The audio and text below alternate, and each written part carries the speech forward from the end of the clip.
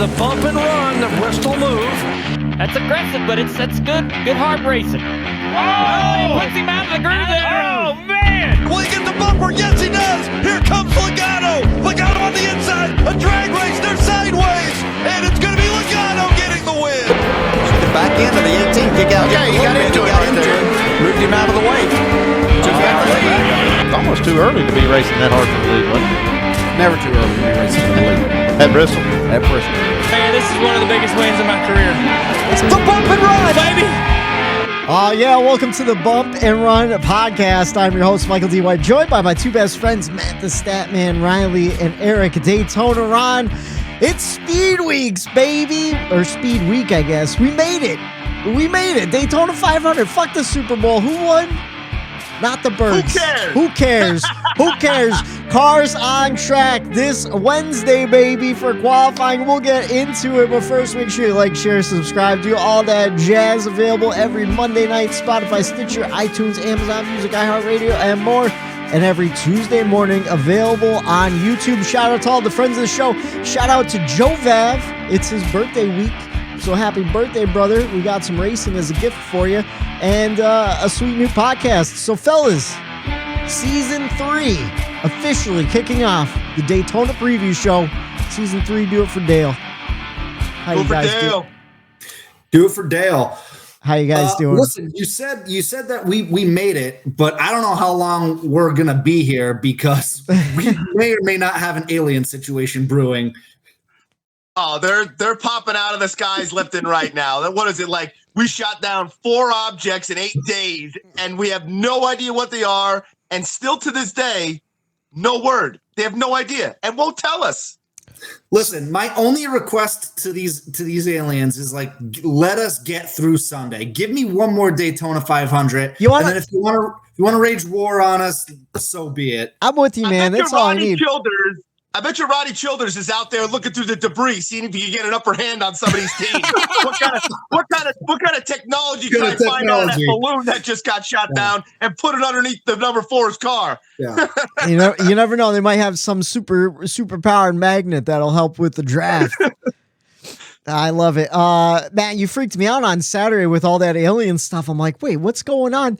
And then I jumped on Twitter and I'm seeing all these crazy videos and people are tweeting out too. It's like the first tweet was like, oh, we're in that part of the movie where there's a bunch of like news broadcasts, but everyone's just going along with their shitty lives and not paying attention. And then the next tweet underneath it was like a fucking CNN broadcast talking about unidentified flying objects and shit over Lake Huron and everything. I'm like, what the hell's going on?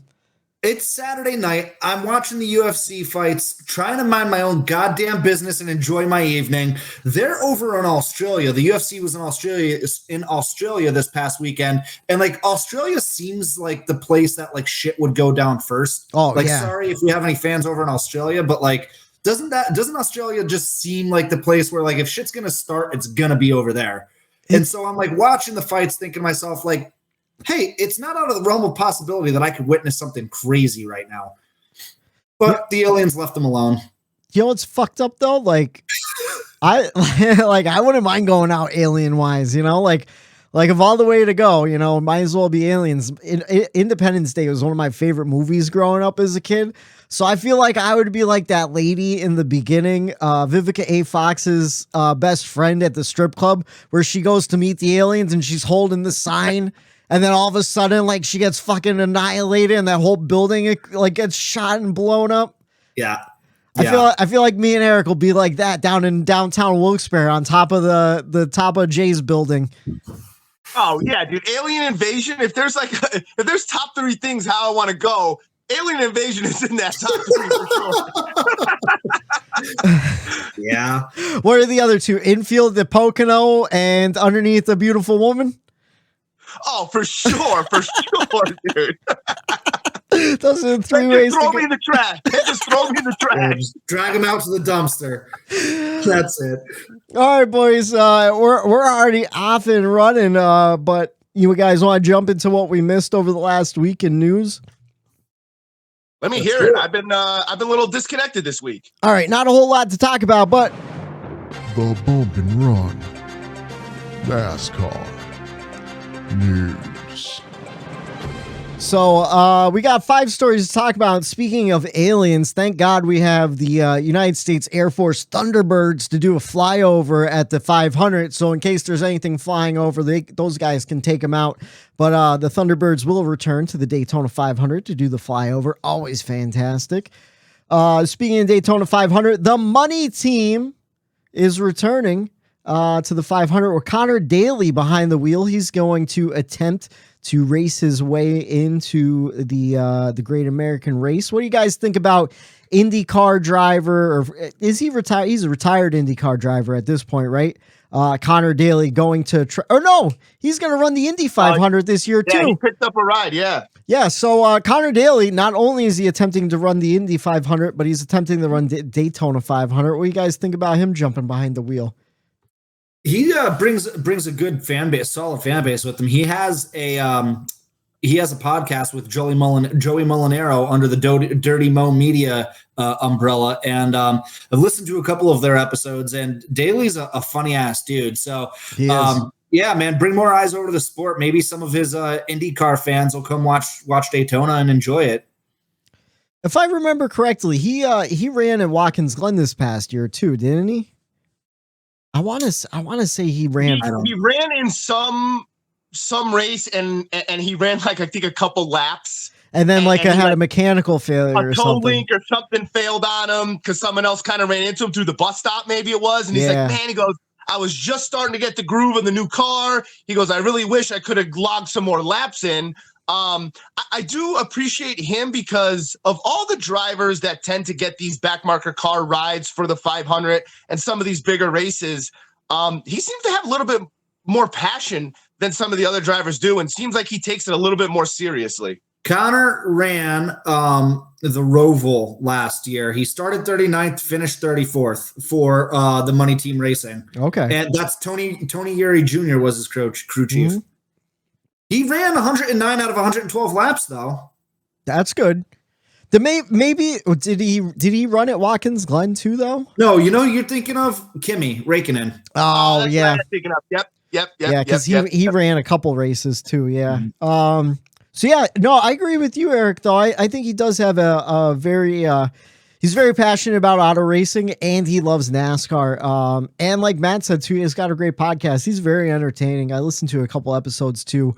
Around the time when he was trying to get a ride last year for that Roval race, and he was kind of talking about his experience. And yeah, I'm looking forward to it. I know the Money Team, they made the show last year. So I mean, Tony Uri Jr., he throws together a hell of a speedway car. He always did. So hopefully they can make the show again. Another person that's going to attempt to qualify into the Daytona 500, Finish Line Motorsports will attempt to run the 500 with JJ Yaley. Not sure if you guys have anything to add about JJ Yaley. I have nothing. We wish him luck. And then Zane Smith, Truck Series regular. He's going to run 6 Cup races for Front Row Motorsports, including several that will be in the Todd Gilliland car. So he's bumping Todd out of full-time status to run, and then he's going to try to attempt to run the Daytona 500 in a third car. So what do you guys think about Zane Smith stealing a couple races from Todd Gilliland and running a third car for Daytona? I think it's shitty for Todd. I think he ran decent for the equipment that he was in last year. So, and it sounded like he was kind of blindsided by it too. Yeah. I mean, he more or less said that he was. So I think that's shitty. I like Zane Smith though. So from a pure fan standpoint, like I'm cool with it 'cause I really like Zane. But I guess from a business aspect, that stinks a little bit. I don't know if I'd want to drive for an owner that's willing to just do that. But I mean, business is business. I guess you can't take it personal. That's true. Yeah, I mean, it is business, it stinks because I thought, Gilliland ran well as a rookie in that car. And, if you're Zane Smith, I mean, you have an opportunity to drive in the Cup Series. I mean, do you blame him for not taking it? I mean, it is kind of, if you're in his shoes, do you take those 6 rides or you just wait and not really be that guy to take races away from another competitor. Like, how does that make him look in the eyes of everybody else? Or does everyone look at it, like we just said, as a strictly business decision? You have to take those rides. I think it's cutthroat enough. You have to take any opportunity you can. So it sucks. Was Zane Smith the one that made that amazing save in Pocono in 2021 in the ARCA race? In the ARCA? No, the one that was our infamous save. Yeah. No, that was Chandler Smith. Chandler Smith. And, okay. Corey Heim. Who's in the 20 car? Corey Heim. Yeah, Corey Heim. Yeah. Okay. All right. I wasn't sure, and I know we'd love to bring that up, so I wanted to ask. And that's all. Oh no. And Dude, Zane Smith won the truck championship last year. Okay. That's all I needed. Like, that's what every time that article got brought up, they just showed a picture of him with the championship flag out the window of his truck and be like, this is probably why they want to bring him into the fold. I mean, you know, he's probably bringing sponsorship. You know, he has the wins in the championship now, so it's like, it's still just I don't like it as a situation. But like you said, cutthroat. If that was any of us, we're taking that opportunity. Personally, I just want to know what the hell's going on with Front Row Motorsports. Why they give these younger guys a shot for 1 year and then move on to the next younger guy. You'd think they'd be trying to, like, you know, develop a talent. You know, stick with someone for a year or two, 3 years. Keep in mind, Zane Smith did get a shot last year with Roush. I forgot about this. What happened with Busher? Was he sick? Wife having a baby? Something like that? Oh, Zane Smith ran at Gateway in the 17 car and finished 17th. So that's pretty good. That's why I try to do an iRacing. Finish better than my car number. Front Row got drugged through the mud over that, Whitey. Like, I saw on social media, there was a lot of people that, like, were really kind of coming down on them hard for this decision and always having that revolving door and not really solidifying anybody. And it kind of looks like it's just hey, let's make money. You have sponsors, I'll bring you on board, and someone's just lining their pockets with this talent and not keeping them around. It is weird, and it didn't go unnoticed amongst the NASCAR crowd. So maybe this is a wake up call for them, and maybe they keep them around. Hashtag justice for Todd. What you call it? We got one last news story. You remember the fire last week at the Clash in Ty Gibbs' car? Apparently that was due to the muffler not being installed correctly. So kind of an error on the crew guys and not so much NASCAR this time. What do you guys think about that? Probably shouldn't be an issue going forward now that everyone knows. Hey, at least it happened at the Clash and not this week at Daytona. This is very true. It's very true. Yeah, I don't think it's that big of a deal. I mean, just like last year, I think we're still going to see some issues with this car. It is still a new car.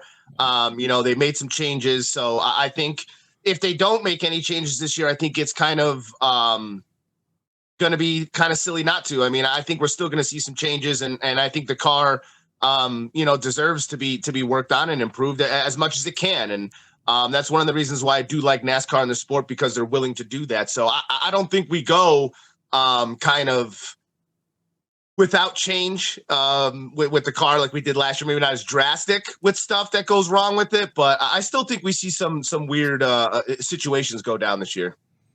All right, and that's all I have for NASCAR news. So you guys want to move along to season predictions? We got Daytona 5. Ready. Let's go. We got bold ones, baby. I got some bold ones. You got some bold ones. So Daytona 500 obviously coming up. We haven't seen the cars on track yet. We don't know what's really going to happen. So I know all of my season predictions are kind of going off of what we saw last year, and either people building on or falling apart. So I think it'll be pretty fun. Maybe we'll go around in a circle. We'll each give one, and then we could give our ideas on it. And if we have any of the same ones too, we could kind of debate them a little bit. But I'll start. My first one, I don't know if this is a hot take or not, but I feel like the biggest storyline of this season, going into this season, is how is Tyler Reddick and Kyle Busch going to perform? You know, essentially swapping rides, kind of, you know, Toyota to Chevy. How do you guys think Reddick versus Busch is going to perform? Because I think Reddick outperforms Busch in terms of race wins, but then I think Rowdy goes further in the playoffs. through consistency. What do you guys think about that? I'm going to go with they both are the same to start. You're like, okay, not much of a difference. Going to seem like just a normal swap of rides, like you said. Yeah. I actually think Reddick struggles a little bit more in the middle just with Toyota. I think Toyota is a downfall. Not as many cars on the racetrack, not as many friends. Yeah. I think that is going to make it a little bit harder on Reddick. And that's where I think I'll give Kyle Busch a little bit of the edge because he's with Chevy. Chevy has speed. We know, obviously, Reddick was in that car. That car has wins. So I'm going to give the slight edge to Rowdy in this one. I'm also giving the slight edge to Rowdy, and it's not even necessarily a slight or anything to do with Reddick. It's just my confidence level. And listen, Reddick's never switched a Cup team before. So that's a first for him. He's probably still getting adjusted. Yeah. Rowdy's been here. You know, he's gone from Hendrick to JGR. He's made a giant switch in manufacturers and teams, and he's done just fine. Like Eric just pointed out, that 8 car was winning races last year. That 8 car was consistently in the top 5, top 10 last year. Was that Reddick? Sure it was. You can't take that away from him. And I believe Reddick will be up there with the 45 as well. But Kyle is a proven champion. Yeah. You know, that's where I give the edge to him. Reddick is well on his way. I think Reddick is going to have a fantastic season. I think he's going to build off of what he did last year. But at the end of the day, if I have to pick one of those two, I'm going to go with Kyle just because he's a 2-time champion. He's switched rides before. He's kind of been there, done that. Yeah. And I'm going to give the nod to him. And also, he's switched crew chiefs more recently too. So like building on that relationship also. You jogged to my memory something I did today at work while I was working, but I was also watching the Rowdy documentary on Amazon. I found out what Amazon Freevee is.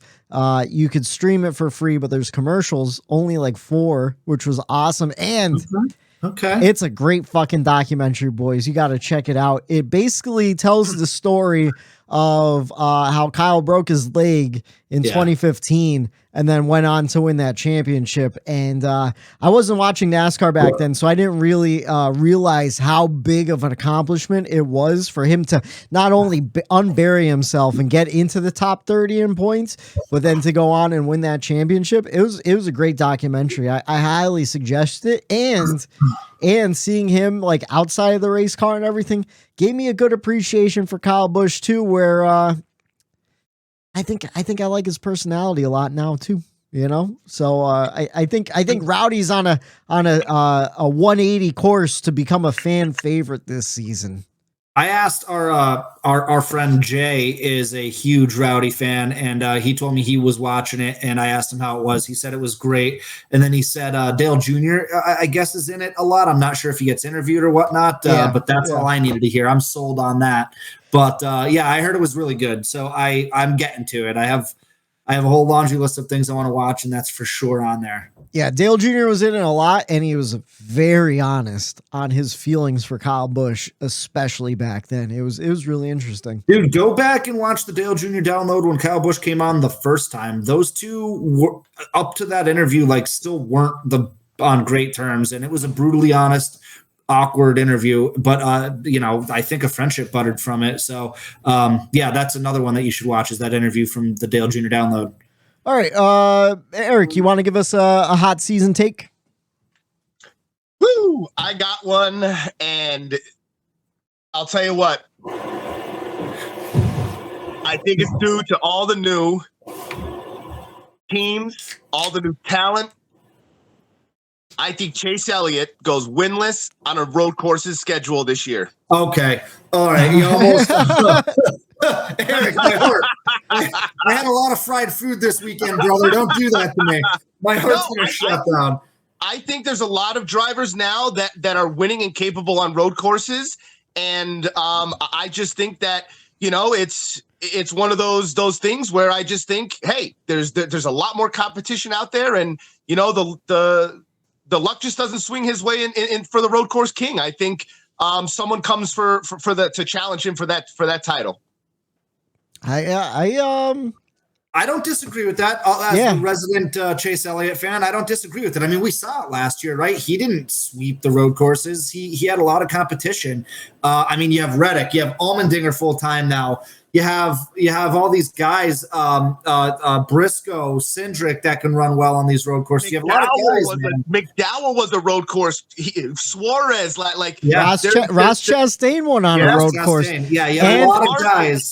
Kyle Busch. You can't count Rowdy out ever. You know, right. Yep. No, I think you make a great point. Christopher Bell, he won at the Daytona road course. Like, there's a lot of talent on road courses now, and I'm here for it. You know what I mean? I'm not saying it as a slight to Chase. I'm kind of just being like, hey, let's go. You're about to. I want to see how he responds to that. Does he step it up and really, show these guys what it takes and still goes on and dominates? I'm curious to see about that.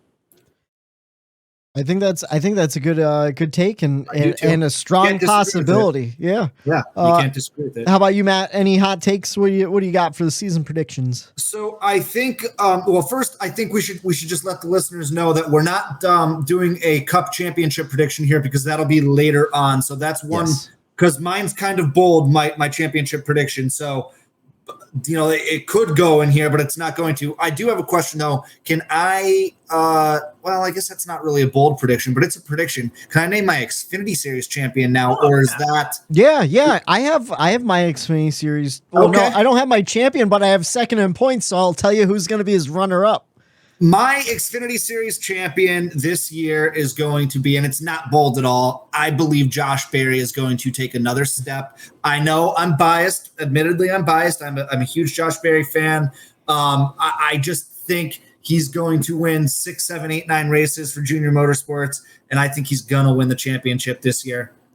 All right, I like it. I think he has a great shot. Those junior cars are always super fast. The returning champion cars of Gibbs, they're running. I don't really know if they have any great talent running a Gibbs car this year.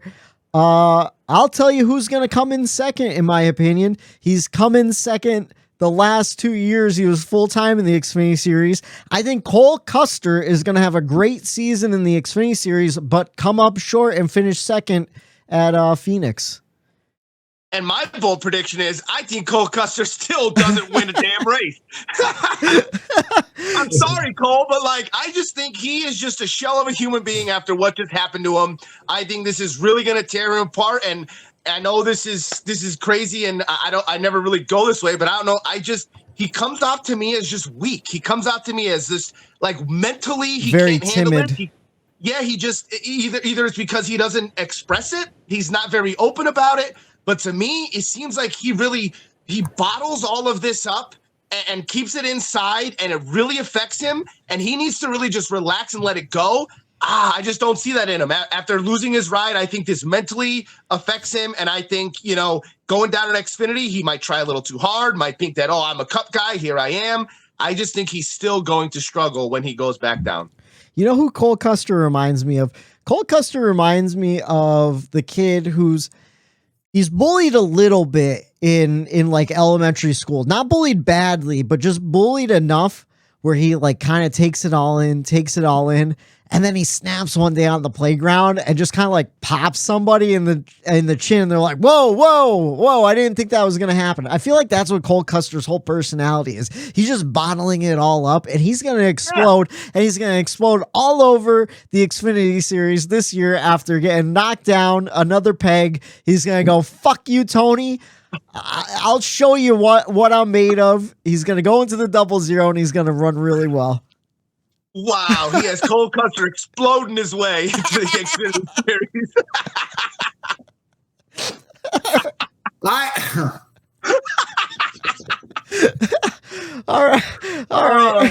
All right. Eric, give us another one. All right, this one, I don't think it's that bold, but I think everyone kind of expects it, and based off, I'm just going down my list that I had on my notes. There has to be someone to win those road course races, and I think AJ Allmendinger. I think he does win a Cup Series race and gets in the playoff and with one of those wins for sure. Okay.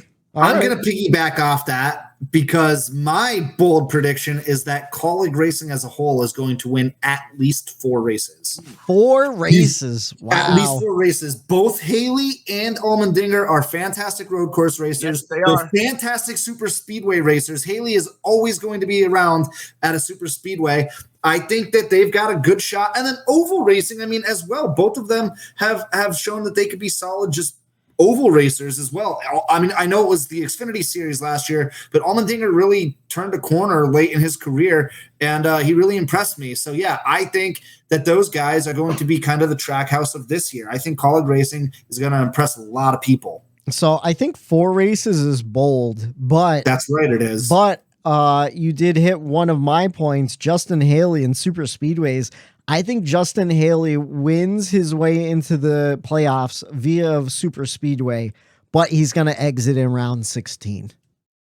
That's fair. Hey, to piggyback off of that is a perfect transition here. Super speedway races. I think Legacy MC wins at least one super speedway race. Yep. And I'm not saying it has to be Eric Jones. I'm saying either one of those cars has an opportunity because I think they will work well together. Eric Jones already runs well on super speedway races.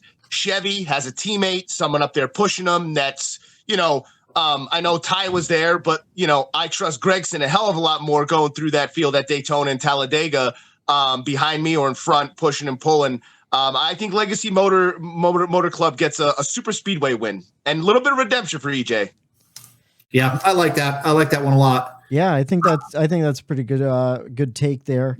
All right, Matt, how about you give us another one?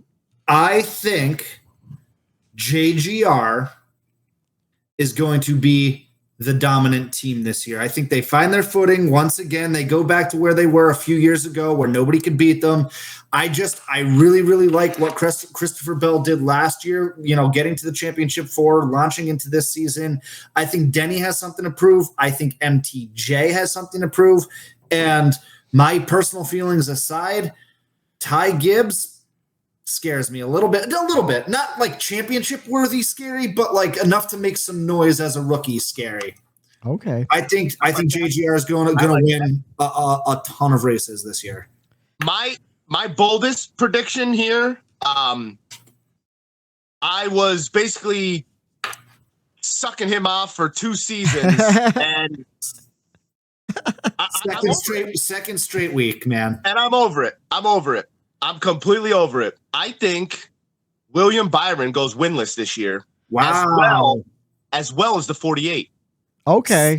Slick I Willie. think Hendrick Motorsports struggles a little bit besides Chase, just like last year. I think Chase came out as the dominant car. We all talked Chase or Larson after Larson's dominant year. Yeah. Well, now Chase had a year. So now it's like, okay, who's it going to be? Larson or Chase? And I think that those 2 cars are the only 2 meaningful cars at Hendricks right now. And the 48 and the 24, they're not terrible cars. They're always going to be there, but I think that they just are going to struggle a little bit more behind. And, I just haven't seen it. I don't know. Slick Willie 2 clocks, is he good for a win? Yeah, but at the same time, he has so many long stretches where he doesn't do well. Yeah. And without those random 1 win here, his seasons won't look that good. So I just think he continues to struggle. And, I was waiting for that leap and that jump. And it just seems like it's right there for the taking. And he just can't seem to get that, 1 foot out in front of the other. All right. So you guys kind of, touched on 4 of my, season predictions, 2 for JGR, 2 for Hendrick. So let's backtrack to JGR. I think similar to your thoughts on William Byron, I think after a strong run at the Clash, MTJ cools way off. He wins 1 race and exits the playoffs in round 12. Bell makes another round of 4 for the second year in a row. Ty Gibbs pisses off Kevin Harvick. Oh, for sure that's going to happen. For sure. Put all your money on that. For sure that's going to happen. And that's a storyline. But back to Hendrick, because I think this is very interesting, because I'm in the exact opposite thought process of Eric. I think we see a breakout year for William Byron with multiple wins in a deep playoff race. But I am in agreement with Alex Bowman. I think his new crew chief gives him good cars, but the same bad luck follows him. And I don't think he gets that contract extension. He's in a contract year. We saw some real shit luck in the summertime this past year. And with the concussion and everything, I don't know, man. I worry about Alex Bowman's future. Sorry, Justin Pierce, friend of the show. I didn't even want to type that out for you, bud. But like, I don't know, man. I feel like his luck is just shit, you know? And Justin as well, big fan of the show. It's one of those scenarios where this is the way I look at Alex Bowman. I always liked Alex Bowman. I actually wanted Matt back in the day. I told him he should stick with Alex Bowman when he was in the 88 car. Yeah. I liked him. I still do. I just think his career path looks to me to be a little bit more like MTJ, where he has talent. He gets in a ride. He does have some flashes, but then there comes to a point where there's, what am I going to do? Where am I going to go? When he went over to JGR in that 19 car, Truex came alive. Yeah. And like there was a rejuvenation after he won that with Furniture Row. And it's like, I think Bowman needs something like that. He needs a shakeup, like how Rowdy and Reddick swap spots. I think he needs one of those Eric Jones type switching an eye-opening thing. Like, man, like I had my opportunity. What do I need to do more? Yeah. And I think it will happen for him. He needs what my uncle would say, a swift kick in the ass. Just get the gears going. Back on track.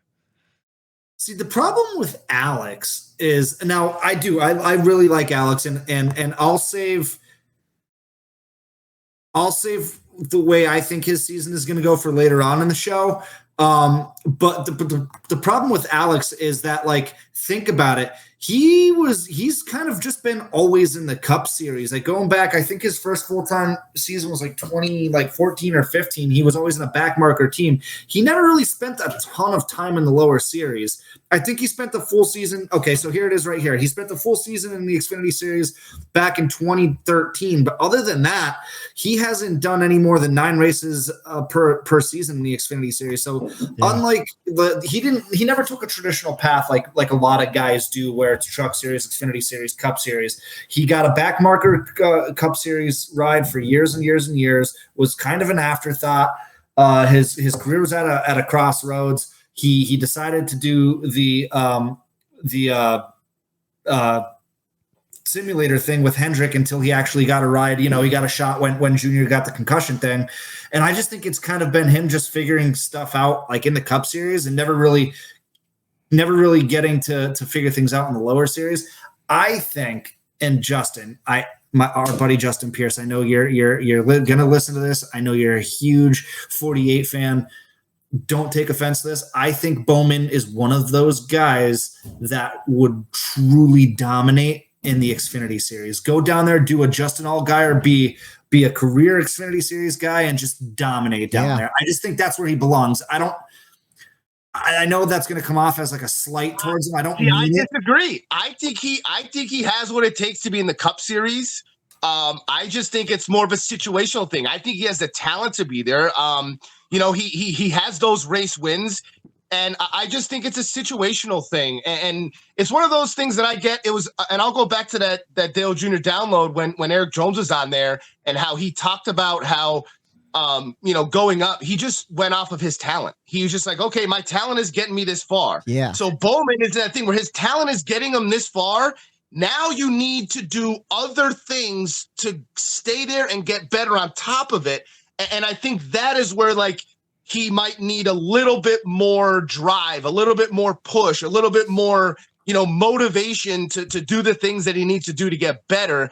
I do agree if he goes down in Xfinity, like, when I think that, I think Cole Custer's of the world. Like Alex Bowman is way far above. Yes. Better than I don't think I'm communicating well what I'm trying to say. Yes, Alex Bowman clearly has Cup level talent. He's won races. I just think he's been so inconsistent that he can benefit from going down there, being consistently dominant in an Xfinity series for 1 or 2 or 3 years, winning races, and just doing it on just a regular basis where he gets that confidence level up to where it needs to be, and then he comes back into a Cup Series ride.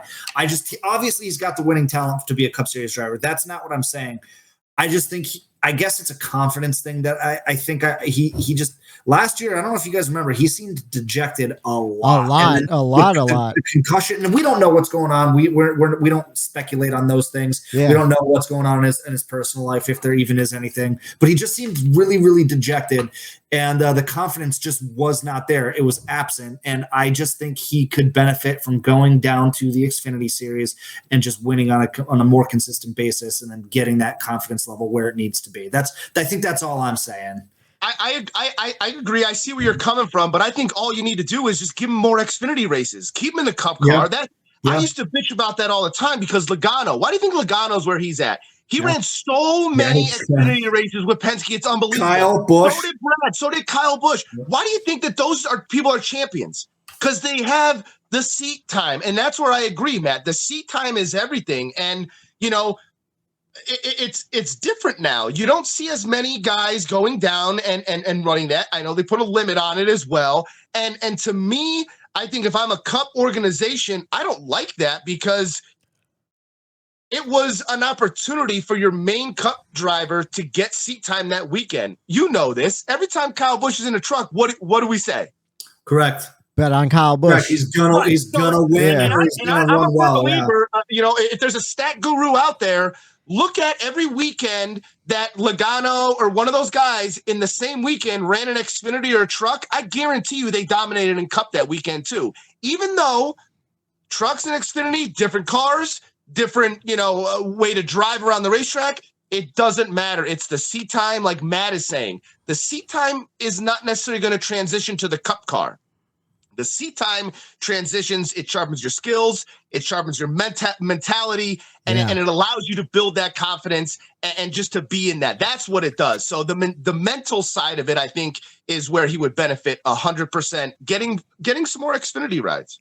Just learning those tracks, from the weekend, like figuring out like, all right, well, yesterday, once this groove kind of started wearing out, then I moved up like a half lane. That worked. So let me try it in the Cup car, stuff like that. No, I think you have a good point.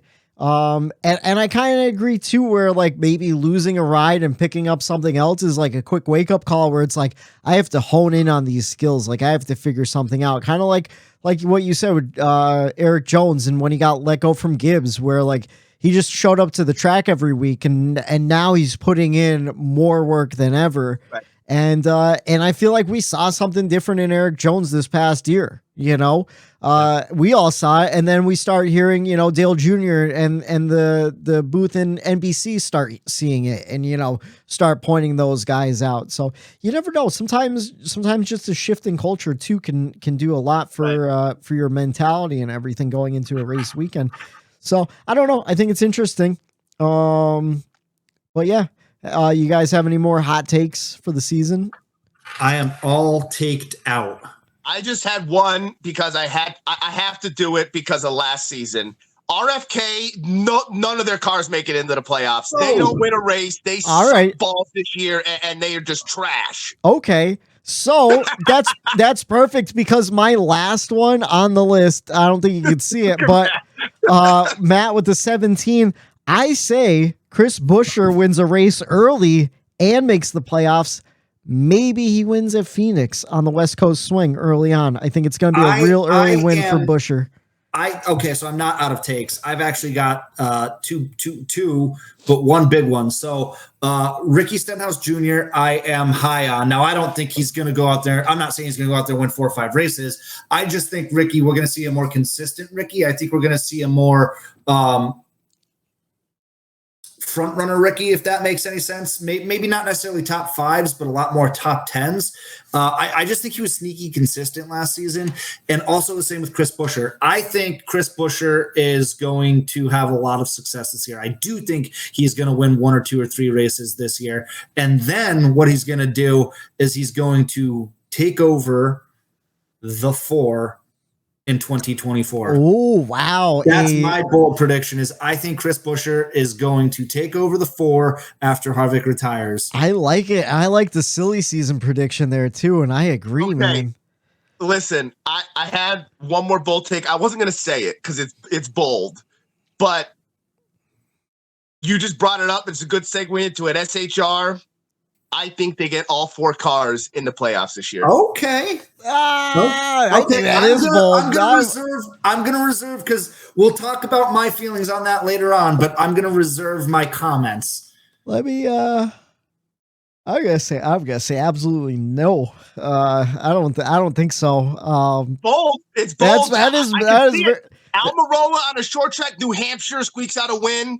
You know what I mean? Martinsville, good on short track. He's always going to point him his way in. He's always going to be there in points. Yeah, no. That prediction is based on if we have not a lot of multiple winners. I think Stewart-Haas Racing has a chance to point themselves in and run good this year. I just think they're going to step up around Harvick and really, give us a show this year over at SHR. I don't know. Excuse me. I know Ryan Preece did really well in the Clash, but I just don't think he's going to have a playoff season. I don't know. That 4-car team, man, one of them always runs like dog shit, and it's been Cole Custer the last couple of years. Put it this way. I think I trust Ryan Preece over Justin Haley. Yeah, I do too. On a consistent week-to-week track you're going through, I'm going to take Preece over him. You know, that's true. He could squeak out a Martinsville win easy. Right, and what are you going to? I mean, like you look at Eric Almirola. You know, compared to some of these, if the 48 and the 24 aren't going to win a race, does the 99 get multiple wins this year? I think maybe Trackhouse could have 4 wins coming out of that club. Yeah. I don't know, man. Man, Stewart-Haas Racing, they're so hit or miss. That's the thing. Because I'm thinking back, I think Almirola finished like 22nd in points this past year, right? Something around there. But like you said, he was running super well in the beginning of the season, so he could have pointed himself in. We had so many fucking winners. It was insane. Right, and that's going to be the key factor. Right there is if we have as many winners. I mean, shit, we tied the record at 19, but you know, we said before we recorded the show that you go down the list of drivers, there's at least 20 some drivers that legit have a shot to win a race. Yeah, we got a lot of stacked talent. Almirola finished 20th with 760 points, 4 behind Bubba Wallace, and 120 some behind Eric Jones. I don't know, man. Eric Almirola is a great, he's good at Talladega. He's good at weird tracks. He's good at Talladega. He's good at New Hampshire, like Martinsville, stuff like that. But I don't know. Can he squeak out another win? He's getting old. He's getting up there. Yeah, he came back. He was supposed to retire, and he didn't. I don't know. I think we have a better shot seeing Chris Buescher win and then move into that 4-car than we do Eric Almirola having this is why they're playoff run. Baby, I love it. But next, at the end of the season, we're gonna look back at this, and once again, like my RFK last year, I am gonna get goosed for this prediction right here. Oh, but you know what? That's why I'm high on RFK and Chris Buescher, though. They start performing later on in the season. He rattled off that win at Bristol Night, and Brad was looking good too. I don't know. I mean, again, we haven't even seen cars on track at Daytona, so it's too early to tell. But I'm liking our preseason predictions. I think we got some gold in here, boys. Hell yeah. All right, I got a couple pick lanes. It's one, obviously, Rookie of the Year predictions. We only have 2 Rookie of the Years this year, so it's kind of simple. Who do you think does better, Noah Gragson or Ty Gibbs? I'm going with Ty Gibbs. I just think that circumstances that kind of came down, it definitely might have shaped him into more of a man. I think he goes from being a childish kid into being a professional NASCAR driver this year. And seat time that he's already had in the Cup car, I think that plays into it. I know both of them have had significant time in a Cup car last year. But I just think that, Joe Gibbs is going to give his grandson whatever it takes to get him the best ride possible out there every Sunday. So I'm going with Ty Gibbs. So, Statman Matt, I did some digging, and these two guys have very, very, very similar Cup stats this early into their career. Yes, they're running for Rookie of the Year, but last year they both put in significant seat time in the Cup Series for different circumstances. So let me just read off some stats for you guys. Ty Gibbs' average finish in 15 Cup starts last year was 22.9. Okay. Noah, with 18 starts in the Cup Series, 23.1. So like literally like neck and Right neck. next to each other, yeah. Ty Gibbs' best finish was 10th at Michigan. Noah's best finish was 5th at Daytona, so we'll scrap that one being a super speedway, but it was 11th at Vegas, so 10th and 11th. And then the average running position, Ty's was 24th, and then Noah's was 22.9. So both of them have very, very similar stats in about the same amount of races in the Cup Series so far. I'm going to give the nod to Ty Gibbs just because I think, like I said earlier, JGR I think is poised to have a breakout year, and he's just got maybe a little bit better equipment than what Noah has over at Legacy, and not by a lot, but I mean I think we could all agree that JGR probably does get the nod in equipment with the head-to-head there. So just based on that, I hope I'm wrong because I personally really like Noah, and I'm excited for Legacy for Eric's sake, and just because I want to see that team be successful, because if Legacy, if Jimmy Johnson and Petty are successful, that's nothing but great for the sport. So I'm really, really rooting for those guys. I just think Ty Gibbs is going to probably get the edge this year. I tell you what, you got me excited for this Rookie of the Year battle because I didn't realize how tight their performance has been. This should be fun to watch. And to boot, they hate each other. They do hate each other. Not dislike each other. Like real hate each other. Like it's a real rivalry. I think this is something that we normally forget about as the season goes on, but I think we should make it a point on this show to really keep track of this Rookie of the Year battle, because I feel like it's one of the most prolific ones in years, like legit rookies, going at it, like that have a shot. Like it's not like Josh Balicki or someone else in a back. You know what I mean? Like this is a legit battle right here for Rookie of the Year that I think is going to be fun and interesting. So let's really keep an eye on this year. There's a lot of personalization that goes into it. Like I said, with the actual rivalry, with like a true hatred rivalry, they both have personalities that are completely different, that either if you like the one you probably don't like the other, and vice versa. So I just think that's a really juicy storyline. I'm with you, Eric. I think the most interesting thing too, I'm having a hard time now because I didn't pick anyone before I started the show today. I was just going to do it live, and now I'm looking, I'm like, well, the races are double the length now, Noah Gragson doesn't do real well with his anxiety and his stomach and everything. He holds his breath because he's like, on the chip. And then Ty Gibbs, I mean, he's still so fucking young. There's a lot of growing pains that are going to be involved too. So it's like both of them have made some really, really stupid mistakes along the way too. Big time. So is that gonna rear its ugly head for either one of them in the Cup Series? Probably, right? Like they're both young dudes. I'm gonna give Noah Gragson the nod that he does better only because of who his team owners are. I think not Richard Petty, but I think GMS and Jimmy Johnson are going to really make sure he stays in line and whatnot, try to keep his cars clean and everything. I think Gibbs goes off early and rubs a lot of people the wrong way, and I think that's going to be his downfall. And that's where that Kevin Harvick drama comes into place. But that's just my guess. How about you, Eric? Who are you taking in the Rookie of the Year battle? I said Ty Gibbs. Okay. All right. And Matt, you're going with Gragson? No, I'm going with Ty. Okay. All right. I'm the odd man out, going with Noah Gragson. I think I think Grandpa Joe is going to give him exactly what he needs to compete. Yeah. the problem is I think Ty Gibbs could win a race easily somewhere just out of pure talent, right? And then like not perform anywhere else. And on your point, I do see that. I think Gregson has a lot better people around him to keep that composure.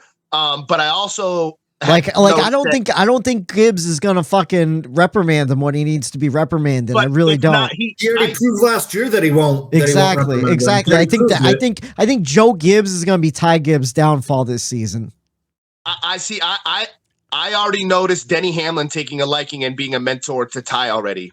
I've seen him stick up for him on social media. I've seen him, over the whole dad thing, like, hey, reporters, don't ask him about it. Like, what don't you get? So maybe he's getting this mentorship from MTJ, from Denny, maybe from some of these other people that are drivers around him rather than his grandfather. I think. But Denny's a loose cannon too, though. So like you never know, as much as he is helping Ty or trying to help him, Denny also could go off on a Twitter rant and be right there with him. So maybe I'll take that. Maybe Denny isn't the greatest mentor, but that's going to be a fun battle. Yeah, I'm really excited for the Rookie of the Year this year for the first time in a long time. All right, we have 6 open teams for the Daytona 500. We have 4 spots. Who doesn't make it in right now? Racing for the open teams. We have Zane Smith, Front Row Motorsports. We have Austin Hill with Beard Motorsports. We have Jimmy Johnson with Legacy. Travis Pastrana for 2311. Chandler Smith for Colleague. And Connor Daly for the Money Team. Who do you think makes it? Who do you think goes home? I think this is tough. I think this is really tough. I think Chandler Smith goes home for Colleague. I don't think how many make it? 4 out of the 6. Okay, I'm going Jimmy Johnson in. Okay, yeah, I'm going Jimmy in. I agree. I'm going Zane Smith in for me.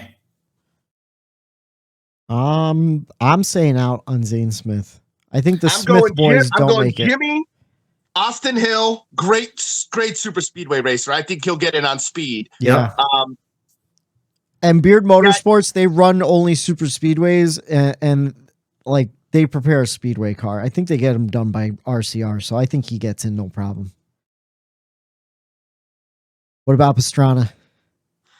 I don't think he good. I want him to make it. Me too, badly. I want him to make it. I think they're going to get him a car, but man, my toss-up is between the Money Team and Daly and 2311 and Pastrana.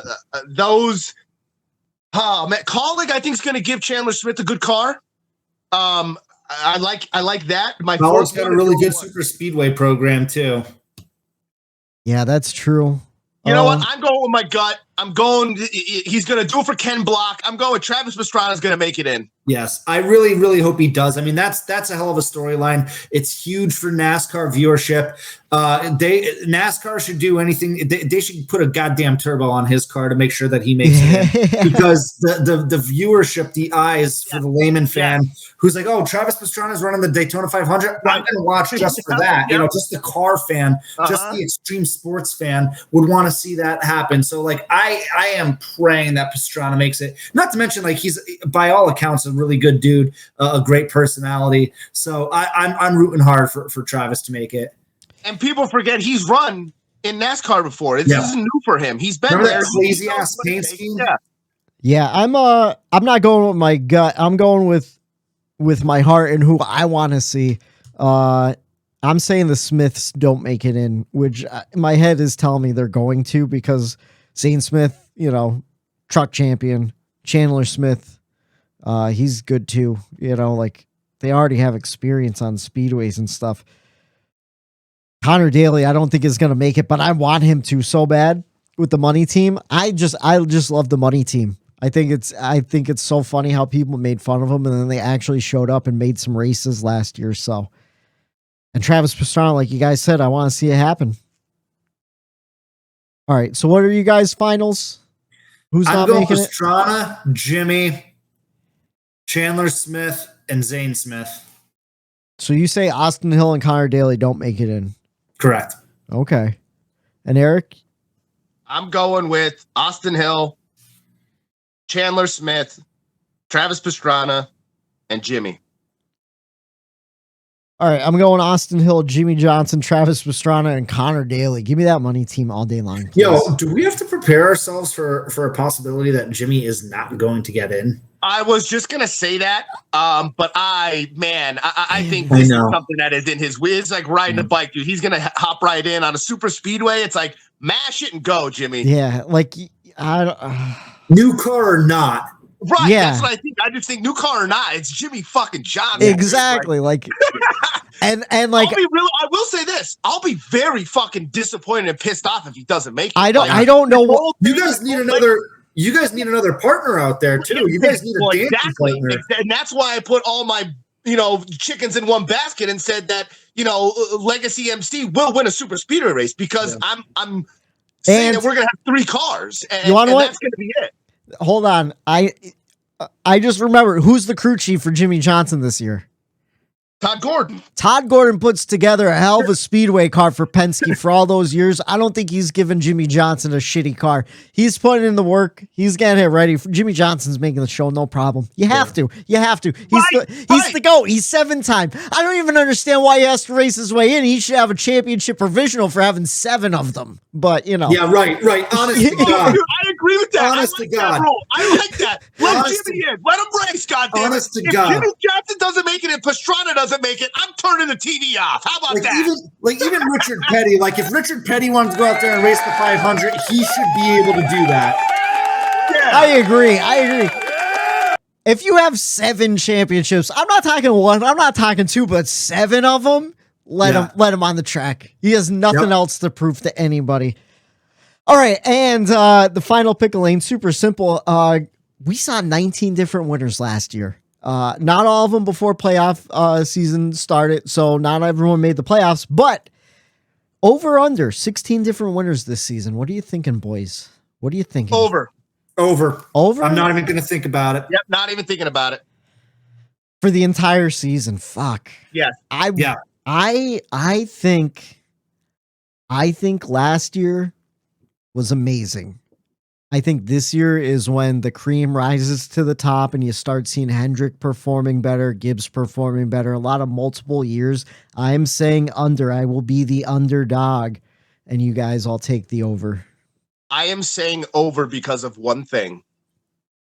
Eric Jones barely got tapped at the Clash, and he broke his toe link. I think the toe link is still an issue in these new cars, and they're easily broken, even though they added 7 minutes to the clock. I think a lot of good drivers are going to get tagged, and they're going to break a toe link, and their race is going to be done. And that's why we had so many winners last year, is because of mechanical failures, tire failures, parts failures, and that allowed drivers that should have had 3-4 wins leading races, Reddick. Oh my God! How many times? Oh my God! That he had an issue and didn't win. So I think that continues. I think the wheels coming off and that stuff doesn't happen, which kind of was a big thing with the tires. But I think blowouts, blowouts too, man. Major thing. Oh my God! I forgot about blowouts. God damn it! So if they don't solve the tire blowouts, we're definitely going to get over it. Yeah, let me switch that to the over. I'm actually going to switch my. You wrote it down. All right. I'm going to switch my answer to. I'm going to switch my answer to under because the aliens are going to invade and we're not going to get a full season in. Yeah, it's going to be like 2020 all over again. We're going to get to Atlanta and then the whole season's going to shut down. Yeah, we'll run 12 races at Darlington. Oh, that reminds me. I didn't include it in the news, but if you're a hardcore Darlington fan, the remodeling down there, and they're selling a lot of the legacy seats. So if you want to buy a seat from Darlington, you could get one of those online. I know a lot of old baseball stadiums and stuff always do that, so it's really cool. So I didn't include it in the news because I didn't think it was really newsworthy, but since you brought up Darlington, and you're a big fan, I think that's a race we should go to too.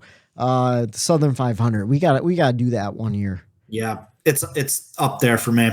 Maybe that's where we go next year for our trip. All right. Last year we did a buy sell segment where we went through the whole entire full-time roster and we either bought or sold their stock. This year we're switching it up and we're giving them either the green flag, the yellow flag, the black flag, and one lucky person's going to get that checkered flag. The checkered flag is who we believe might be the champion at the end of the season. Now we don't. None of us know who we're giving our checkered flags to, so we're all going to react in real time when we reveal, "Hey, this guy's my checkered flag." So this should actually be a lot of fun. We were pretty spot on with this last year. So and I don't know who you guys picked, any of them. I know I have a lot less green flags than you guys do, though, so I think this will be interesting. Starting with the Hendrick Motorsports camp, Kyle Larson, green, yellow, black. I'm giving him my green flag. Oh, green flag. Yeah, I gave him my green flag too. You got to give it to Kyle Larson. He's a champion. Multiple wins last year. And essentially too, like, I don't know if you explained this or not, because I was looking at my lineup here, but essentially what a green flag, our green flag is maybe we think he's going to win a race, or maybe we just think that they're going to do good. They're going to meet their expectations, whatever those expectations are. A yellow means let's pump the brakes on them. Let's slow down. Still to be determined. And then a black flag means like we don't have any faith that they're going to have a good season. Stay far away. Yeah. All right. Chase Elliott. I got to give him my green flag, baby. Yeah, I gave him green, of course. William Byron, I gave a green, but now Eric, what did you give yellow? Willie B? I gave him a yellow. I think, the inconsistency that's been there, he hasn't shown to get rid of that inconsistency. So part of me tells me to slow down on William Byron, because I've been really, really high on him. So I'm starting to back down on him. I'm going to double down on that. I also gave Slick Willie 2 Clocks the yellow flag. I hope I'm wrong. All right. I'm surprised, but I get it, man. It was that summer stretch. He started out so strong last year, had a real bad summer stretch, but as soon as those playoffs kicked on, they kicked back on. And I expect the same thing. So I went green. I hope I'm so wrong with that, because I really like him. Obviously, he's a teammate to Chase. So yeah. I hope I'm wrong. It's the inconsistency for me. I hope I'm wrong about this one too. Alex Bowman, I gave him a yellow flag. I'm nervous. I'm just nervous. Yeah, I gave him a yellow flag as well. I know we went into depth on Alex earlier, and I just think, there's an unknown with his health coming into this, and confidence, even coming from that, is going to be a little bit down. So I'm gonna give him the yellow flag. I gave him the yellow flag too. That makes all three of us, for all the reasons that I outlined earlier in the show. Health, confidence, all that. I don't, the inconsistency. Again, I hope I'm wrong. Prove me wrong, please, Bowman. All right, and now to Trackhouse. Oh, we're doing all the Chevys, then the Fords, and then the Toyotas. So Trackhouse Racing, Ross Chastain. What are you guys giving him? I give him the green light. I give him the green flag. I think he's learned from last year. I think that was kind of unexpected, his wins and the season he had last year. I think he learned from it. I think he grew as the season went on. So I think he's going to have another great year this year, and definitely going to give him the green flag. All right, I give him the green flag as well. How about you, Matt?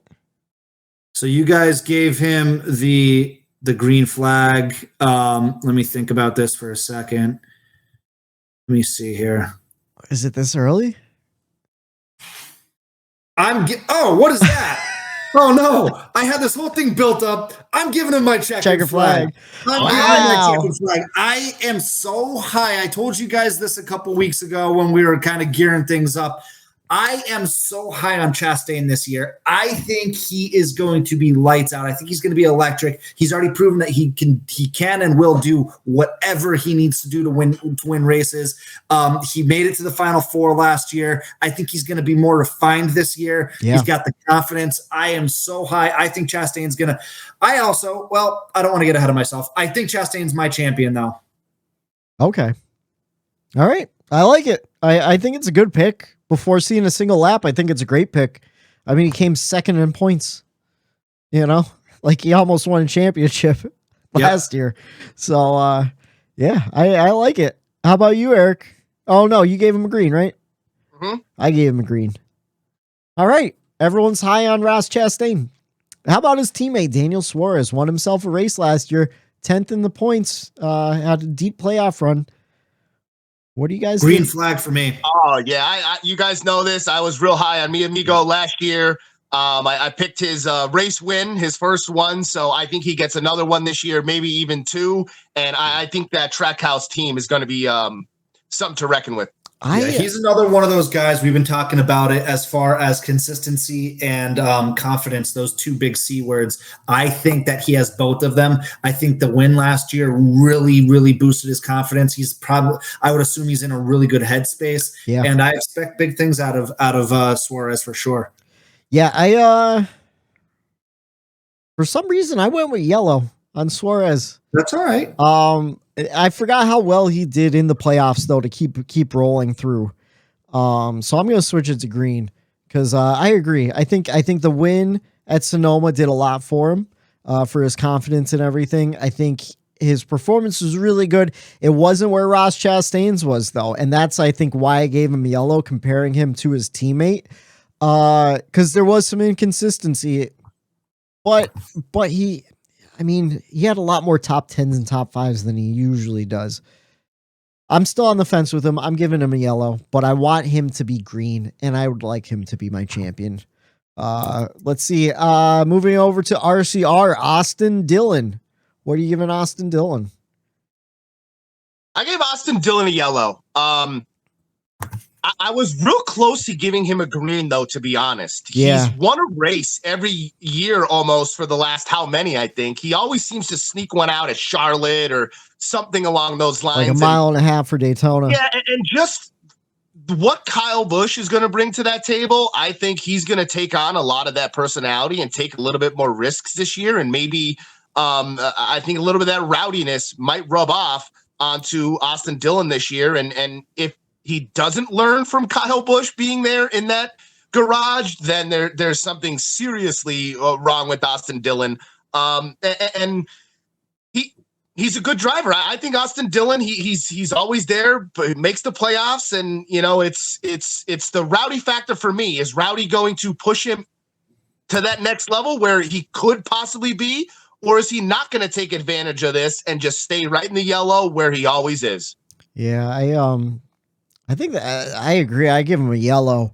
Yeah. I want to say Rowdy's going to push him to a green, or it's just going to expose him even more. I feel like that's true. That's true. Yeah. I feel like Tyler Reddick kind of exposed that maybe it wasn't the equipment holding Austin Dillon back, and it's Austin Dillon holding Austin Dillon back, or he could go and he can learn a lot from Kyle Busch and then have a breakout season that no one expects. It could kind of go either way. I'm staying in the yellow territory for now, though. I like Austin Dillon. I do. I think he's got a lot of talent. I think that silver spoon bullshit is exactly that bullshit. But I'm also sick of hearing the high expectations. We've got high expectations. This is the year he breaks loose. This is the year he breaks loose. Yeah. This is one of those situations where I hope I'm wrong. But based on expectations, I'm sick of hearing about it because he never really has met those expectations yet. I'm giving him the black flag. Black flag? Wow. Yeah, I'm Okay. black flagging him. I hope I'm wrong. I'm sick of hearing about it. Oh, this is the year he breaks loose. He's been in the Cup Series for what, 10 years now? 8, 9, 10 years now? When is he going to break loose? If he hasn't yet, when is he going to? And so I'm not talking about, he might win a race or two, on a super speedway, but when is he going to break free and just become that 3, 4, 5 win team driver that everyone always thought he was going to be? I'm giving him the black flag. Did you guys? Yeah, I like it. I like it too. Did you guys listen to Denny Hamlin's podcast that he put out last week? Did you pick up on? He said Austin Dillon drinks a lot. Did you? I don't think I. He made a real subtle comment. There was only one episode, right? Yeah. Leading into today. Yeah. I don't remember hearing that. I forget exactly what they were talking about. But then he made a joke like, "Oh, Austin Dillon wasn't drinking beers," and it got me thinking like, maybe Austin Dillon's just partying fucking hard. Oh, I think he is. Yeah. I think he is. Yeah. I mean, I think he's in the realm of like the distractions, like we talk about with Denny, Tony, the likes of having a team like Brad, where he has like a pro bull riding team that he goes to all the time. Like he has some entrepreneur. Yeah, things he's got like a management company and stuff. He had that reality show. Yeah. So Yeah. I think he's more of like to what Matt's saying. Like he might realize like, hey, I'm not going to be this 4 or 5 win driver. All I have to do is be popular enough, get top 10s, maybe win a race, and just ride. I think he's just using ride the sport. sponsorships Yeah. coming in, Yep. and Yep. yeah, I think you're right, man. I think so. All right, how about his new teammate Kyle Busch? What are you guys thinking? Green flag all the way. Yeah, green flag for sure. Green flag. I'm giving him the yellow. I'm giving him the yellow, and I just want to see what he does. I'm going in not with high expectations, not with super low expectations, just mid, no expectations. I think Rowdy is in such a good headspace this year. He doesn't have to worry about the sponsorship thing. He doesn't have to worry about button heads with. He's got a daughter now. I think Brexton is doing great things in his own little racing career, his young racing career, I should say. Yeah. I just think he just seems like he's in a good, happy spot right now, unless Joey Logano is in his way. But no, I think I'm confident that Rowdy is going to be Rowdy this year. I don't know. I really, truly think that. All right. How about, or Eric, did you go? You gave him green. Yeah, right? all green flag all the way. Yeah. I agree with Matt to a T. I think we're going to see the old Rowdy come out and rattle off a few wins. And you know what? I hope we do. I want some of those interviews. A miserable Rowdy was not fun. That No. was just not fun.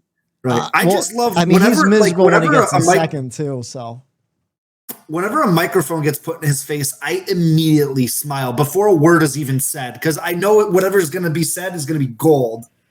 yeah, I'm looking forward to the interviews and the personality. I'm hoping for the performance on track too. I'm cheering hard for the 8 car. I'm still sticking with the 8 car. So I love him. We'll see if Kyle Busch could get it done. Let's see. Legacy Motorsports. Gregson. What do you guys think about Gregson? I'm giving him the yellow, but I give him the yellow as well. it's just let me see a little bit more out of you, yellow. It's not that I don't think he could get there because I know he can.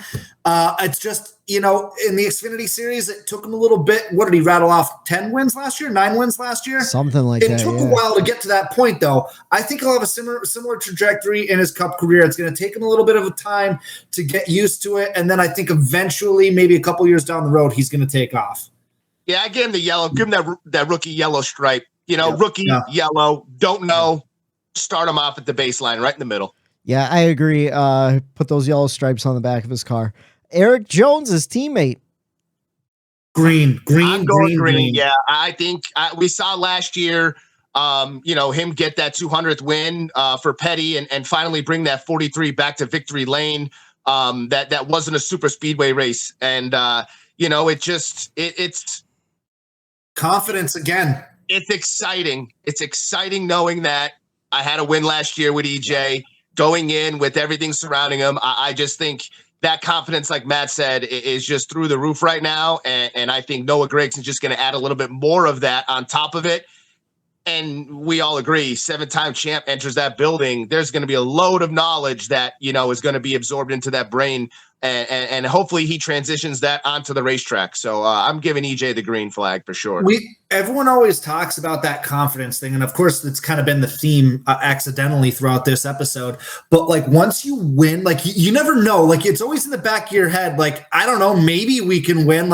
You go to the racetrack with a maybe attitude. Maybe we can, but we haven't yet. So I don't know. Then once you get that win and it's a legit win like EJ got, then it's okay, we can do, now I know we can do this. And then the confidence, it's just that just takes you the extra gear. And I think these guys who won 2 races last year are really we're going to see them roll this year. Yeah, I gave him a green as well. And like you said, just the momentum from that win late in the season, just really great performance later on in the season. I think they're going to keep it rolling. And I hope they do because it was fun to watch. How about AJ Allmendinger coming back to the Cup Series full time. Green, I think he gets that road course win, like I said, to start the show off. As a not really bold prediction, because I think a lot of people have confidence in him. And the races that he ran really well. I think he even got a win in that 16 car, if I'm not mistaken, last year. Yeah. And you know, let's say that he can't do it in his full-time ride now. So I think he's going to be a driver that you have to watch, because he has that perfect amount of aggressiveness, and he knows when and not when to use that aggressiveness. I like AJ. Yeah, I'm. You guys heard me earlier. I think they're going to win a handful of races, and I think AJ is going to have a lot to do with that. I'm full green on him. Yeah, I'm green on AJ. I think he's going to do really well. The only thing that concerns me, he is 41 and he is getting older. So I had him as yellow at first, but I want to see him win on a road course. He didn't win last year. He won in 2021 on the Indy road course, but last year he was in contention to win on a lot of those road courses with those late restarts and stuff. So I think he could do something again. How about his teammate Justin Haley? Going in. Green for me. Yeah. Same reasons as Allmendinger. Yeah, I went green with Haley. I went yellow at Haley. I think he's still a certain track, specialist here. Like, he runs good super speedways, road courses. I know he runs really well there, top fives. Just the inconsistency is just what concerns me with Haley. I know, he's growing into himself as a driver. But I think it still takes maybe another season yet before he really comes into what maybe we expect of him. So the reason why I predict that he's going to get a super speedway win is because now he's not a rookie. He's had a lot of super speedway races to prove himself, because I feel like a lot of veteran guys won't work with a younger guy until they figure out, like, if they could take a push, if they could push, stuff like that. They make good moves. And I think Justin Haley is just phenomenal on super speedways in the Xfinity series. And I think the Cup guys are going to give him a chance to show that this year, either pushing or being pushed. So that's why I'm green. But at the same time too, I think like Eric said too, like, the performance isn't there consistently either, but, go ahead. I just think he's going to be one to watch throughout the season to see how he does. I think these next two, we're going to all be on the same page. We can just speed this one up. Oh yeah. Corey LaJoie, Ty Dillon, Spire Motorsports, black flag. And we were all high on Ty Dillon last year after the Clash and the performance he put on. Oh boy, that was nothing. How about Ricky Stenhouse Jr. though? JTG Doherty, the final Chevrolet. Flag. Wow. Okay. I am tired of Ricky fucking Stenhouse Jr. Get him out.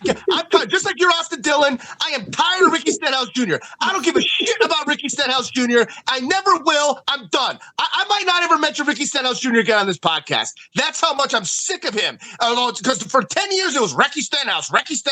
Well, guess what? He never became Winnie Stenhouse. So guess what? Get out of here. You know what, Eric? I had him in the green. You convinced me. I'm not going to go black flag on him, but I am going to drop him down to the yellow flag. You're right, though. He's kind of in the same boat as Austin Dillon. Yeah. He's got all the talent in the world. They've got Xfinity Series championships. But, like, when are we going to, when is enough with them? Yeah, I'm with you on that. Yellow flag for Austin. I have been defending Ricky Stenhouse Jr. for 3 years on this podcast, and I am also done. I'm not even jumping on the bandwagon. I put him black before we start the show. I am over defending Ricky Stenhouse Jr. I'm just done. Because he'll show glimpses where I'm like, oh, he's improving, man. He's getting better. He's taking care of his equipment.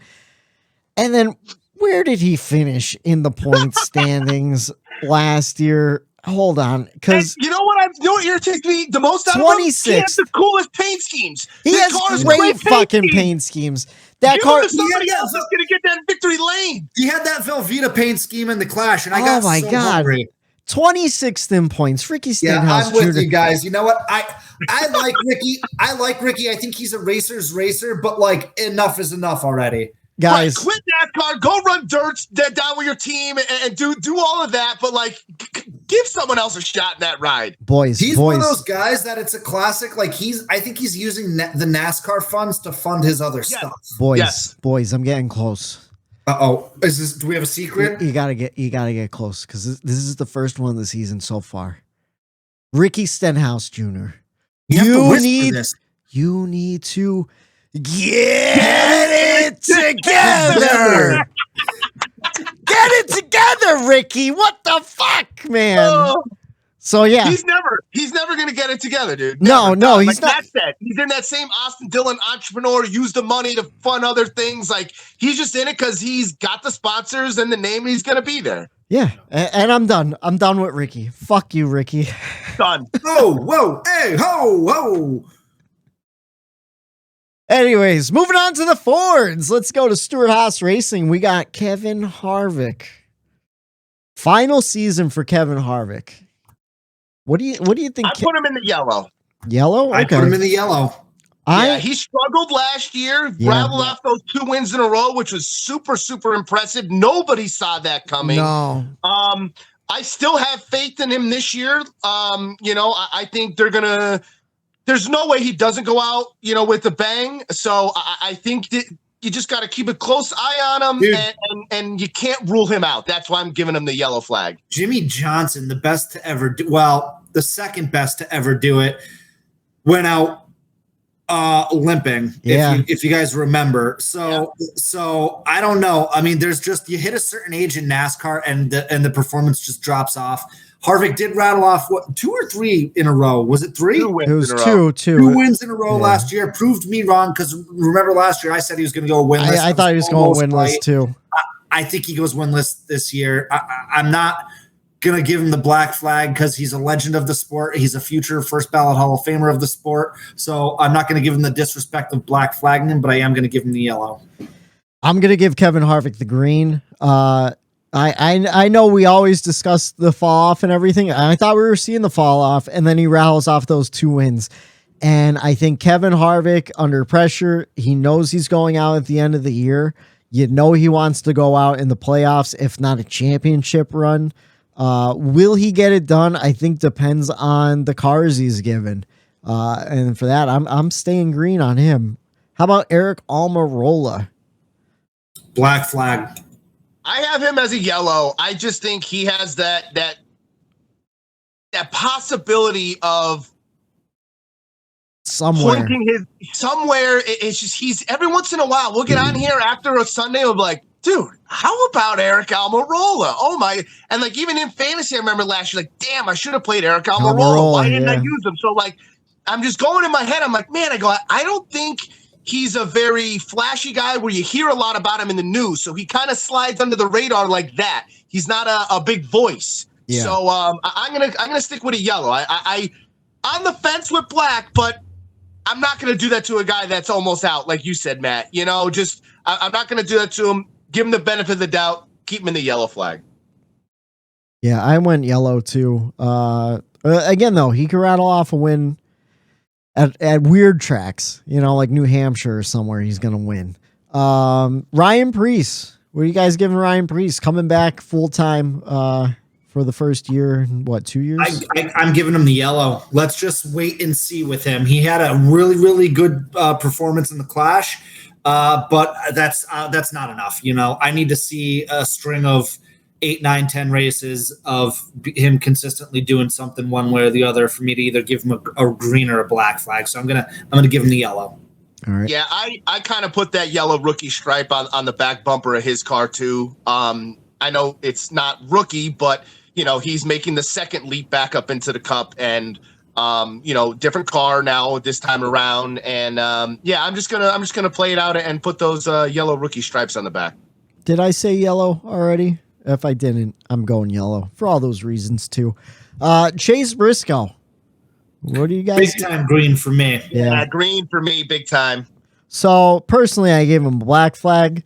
But I am going to change. You did. I am going to change it to green because he did have a win last season and he did really well in the playoffs. I don't know if it was because of other people's misfortunes or not. I feel like Chase Briscoe had 9 lives in the playoffs where we almost saw him in the championship 4. And he is a great talent, so I think he's one to watch this season to see if he does have like a breakout season too. All right, moving on to Team Penske. Your returning Daytona 500 champion and rookie of the year for the 2022 season, Austin Cindric. What do you guys think about Austin Cindric?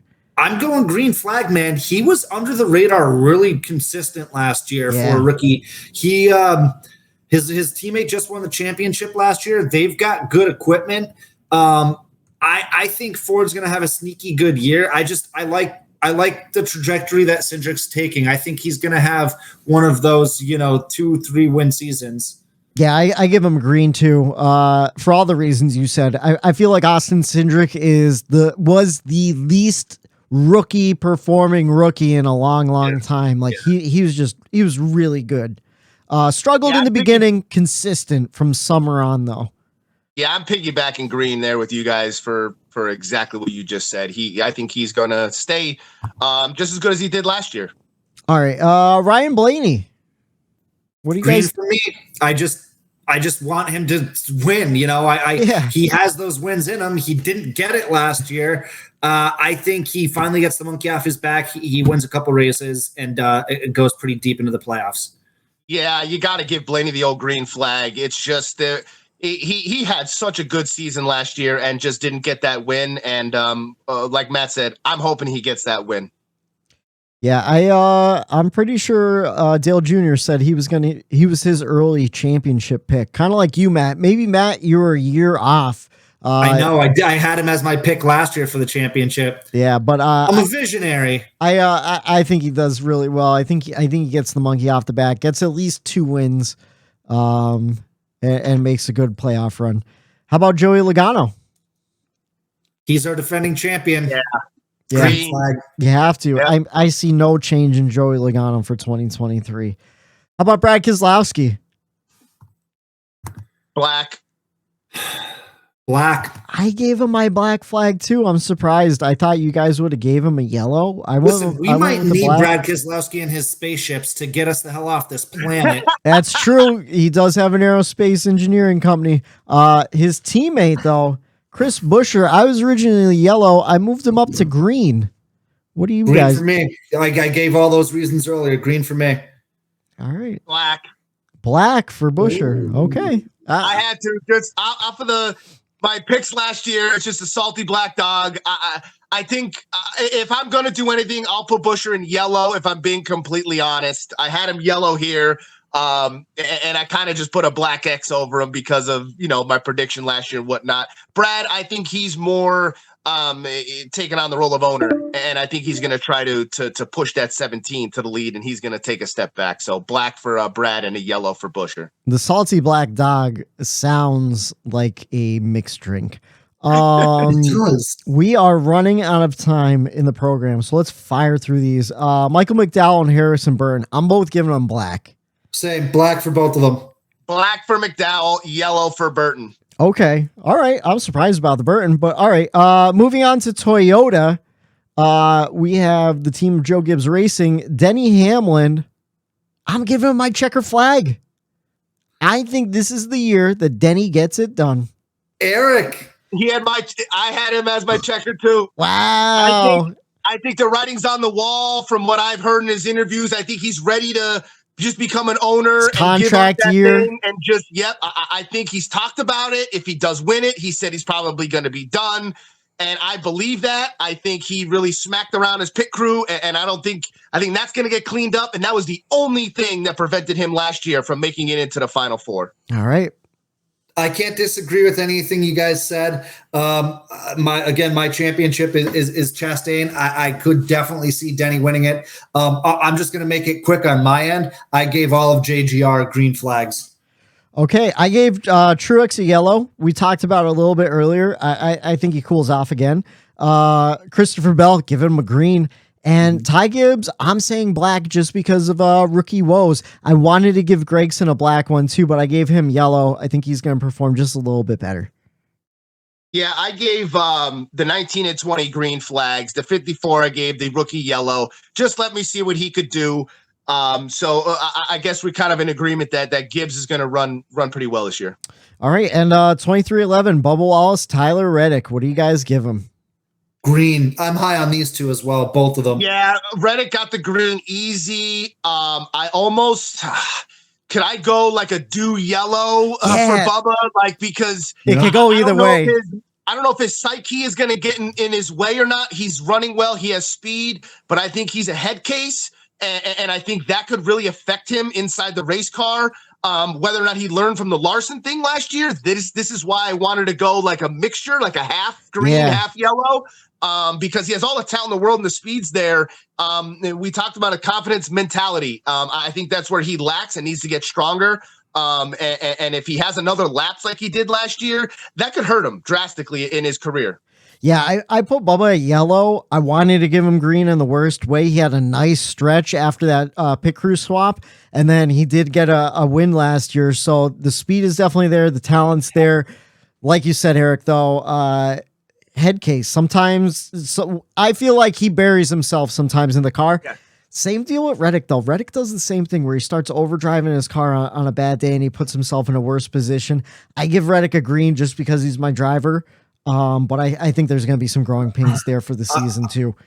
I just think both of those guys can benefit from having not only Denny as their owner, but Kurt Busch in there as an advisory role as well. I think those two, just with the head things that both of you guys kind of outlined, I think they're going to benefit because don't forget, Kurt Busch was like that early in his career too. I think it's true. Those two are almost the perfect two tandems work together to be working with Kurt Busch specifically. So no, you know what? That's a great point too. We'll see. I'm excited for 2311 this season. I can't wait to see what they do. All right, moving on. We got to do our Daytona picks. We haven't seen practice. We haven't seen qualifying. We haven't seen anything, but who do you think is going to win the Daytona 500? What is our order, Matt? I think you have the order, right? We went in order of the way our favorite drivers finished in the Clash. I believe Eric went one. Right. So it'll be Eric, me, you, because I believe Tyler Reddick got our last place. No, bullshit. Tyler Reddick got sixth. Oh, I'm sorry. Eric Jones got last place. Yeah. I just really wanted to dig into Whitey there. Yeah. Right? Well, yeah, Eric goes first. Whitey first, me, and then you.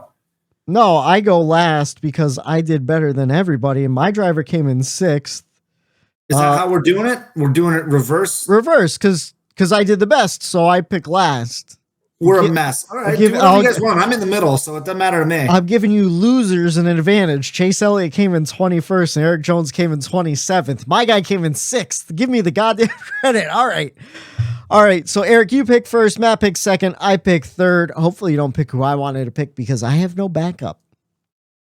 Oh, dude, it's super speedway racing. Just close your eyes and pick someone. No, all right. I'm very methodical. This is not anywhere. I've made a claim earlier in the show, and I've also made a claim towards the end of the season last year that I think he has become one of the best plate racers, underrated plate racer. And I think he has the best shot out of any. I'm going with my man. I'm starting off being a homer. I'm going with the 43, Eric Jones. Hell yeah. Let's put the 43 back in victory lane at Daytona, baby. Hasn't been done since 1984. Ronald Reagan was flying in. He gave the command from Air Force One and then landed. All right, Matt, who are you taking? That was Richard Petty's 200th win, too. It was his final win. Oh, it's Daytona Summer Race. It wasn't the 500. Never mind. Fuck. Sorry. My bad. We just talked about 2311. I'm high on this guy. I think he's going to do wonders. He's an excellent I keep calling it plate racing, but super speedway racer. I am taking Bubba. Not so fast. I swear I'm taking the Daytona 500 favorite. I am taking my favorite. I am also going to be a homer. Let's go. Chase Elliott finally gets the Daytona 500 win. Let's go. Okay, well, I didn't expect this, but I'm not picking my driver Tyler Reddick. I don't think he's going to win the Daytona 500, but I think the new driver of the number 8 car is going to finally get his Daytona 500 win. I'm calling Kyle fucking Busch a Daytona 500 champion because he is always in the mix. But the Toyotas, they don't have that many people behind him. Austin Dillon, great speedway racer. He's going to push Kyle Busch to that win on Sunday. Here is the schedule. I'm so excited. I got the fucking goose pimples, baby. It is goose pimples. I got the goose pimples. Black flag yourself for calling them the goose pimples. Wednesday, Cup qualifying 8:15 on FS1. Then Thursday, we have truck practice on FS1 5:05 p.m. followed by the Cup duels at 7 p.m. on FS1. Cup duel number 2, 8:45. We'll see if time permitting. We'll see how that happens. I can't wait for Thursday night. One of the best nights of racing of the year. Friday, we have truck qualifying 3 p.m. on FS1. Xfinity practice 4:30 on FS1. Cup practice 5:30 on FS1. Followed by the truck race, the Nextera Energy 250 7:30 on FS1. Saturday, we have Cup final practice 10:30 a.m. on FS1. Xfinity qualifying 11:30 on FS1. ARCA Daytona 200 1:30 on FS1. So if you want to watch the ARCA race, it is being broadcasted. Later on Saturday afternoon 5 p.m. Xfinity Series on track for the beef. It's What's for Dinner 300 on FS1. And then Sunday, it all happens. The Daytona 500, 2:30 on the mothership of Fox. Again, your race times, trucks, Friday night, 7:30. Xfinity, 5 p.m. on FS1 on Saturday. And Sunday, 2:30 on Fox for the Cup Series. We are kicking off the season in Daytona, fellas. Season number 3 of the Bumper Run Podcast. We're doing it for Dale. For Matt the Stat Man Reilly. For Eric Daytona Ron. I am Michael D. White saying have a good night.